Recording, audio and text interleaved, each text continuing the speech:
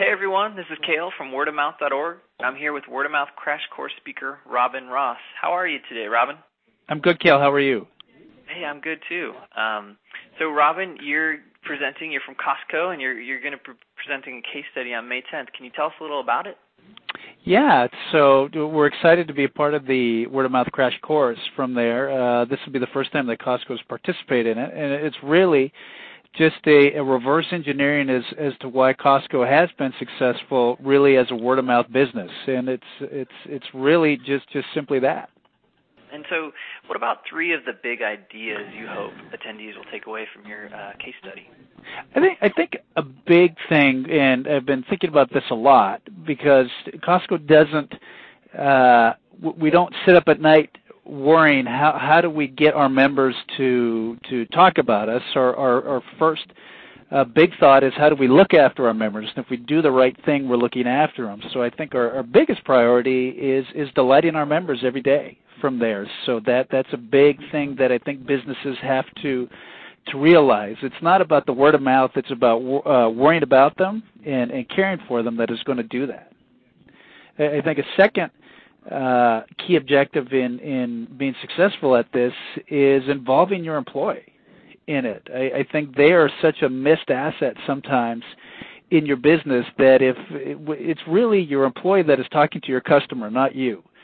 So they're having more of the interactions with your customers, so the more information that you can provide them, they're going to be sharing that with the customer, and it needs to be authentic. They need to be excited about it, but you got to provide that communication and that information to them from there. I think the last thing, and this is where we've been successful in the past, is be interesting from there. As a business, you really need some interesting things that people are talking about or sharing about.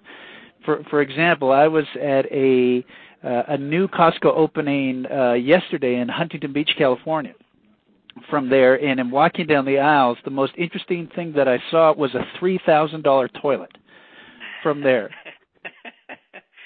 So that is going to be a conversation piece, because this toilet had a remote control on it. It had radio speakers. It had heaters in it. And I can tell you, as people were walking down the aisles, that was the showstopper from there. And so first off, I don't know if we're going to sell a whole load of toilets, but I guarantee you that people are going to be talking about it, and people are going to be stopping in because they said, have you seen that $3,000 toilet at Costco? I love that. We're going to all have to run out and Google that and hope to see some pictures of it. Exactly. Awesome. So what about that idea you mentioned about involving your employees? Because, you guys are a giant brand. You have a lot of employees. And you're right, that's probably a missed asset that a lot of companies overlook. How do you inspire them to delight customers?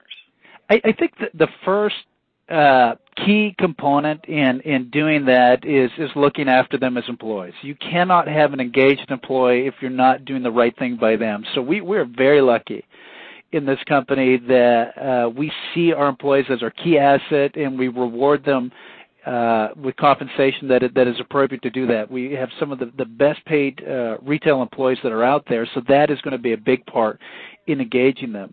And then the second step, I think, in this is really providing them with the information of what's going on in the business.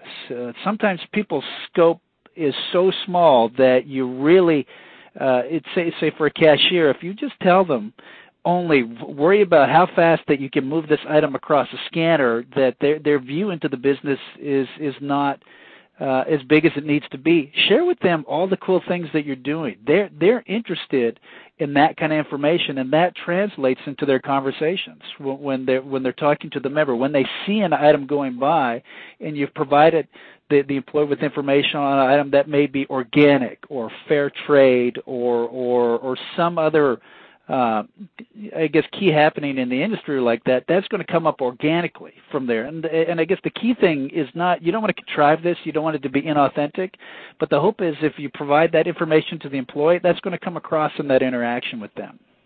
Great. So what about you, Robin, as a word-of-mouth thinker and also a consumer? Do you have a favorite word-of-mouth story of all time? Favorite word-of-mouth story? That is a tough one. what it was, because when we were talking about that shortly before, I'm thinking, what is my favorite word of mouth story? What's going on? There's so many different things. What's a company that you love to talk about? Who are you an advocate for? You know what? In the last 2 years, I've become a Mac fanatic and a big fan of Apple. And I think my entry point into the product was really the iPhone. And the biggest convenience that the iPhone has brought to me is in the apps from there. And it's such a neat community of people sharing information about, this is the latest app I have, this is the convenience that is bringing to my life from there, that you want to figure out what other people are doing to bring that in. For example, I was in California this week from there, and it was this at a new Costco opening. We're trying to figure out how to get from the hotel to this place where we're going to meet for dinner. And so I said, I'll just put it into my Google Maps on my phone. And somebody said, have you tried Wazi? And so I go, what is Wazi from there? And when I downloaded it and saw this app, it is the newest and greatest GPS app that you're going to find, because it takes GPS and social media and combines it into one app, which was some of the coolest integrations that I've ever seen before. So not only do I know where I'm going, there's a social interaction during there. So now I've come home, I've downloaded this app onto my wife's phone.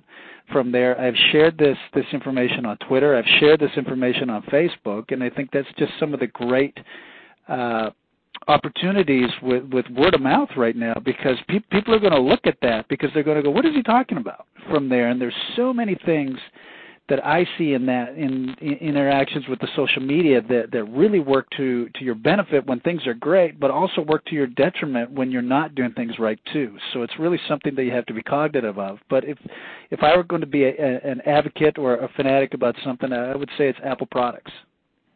Great. So I think after this, we're all going to run out. We're going to check out the $3,000 toilet and Wazi.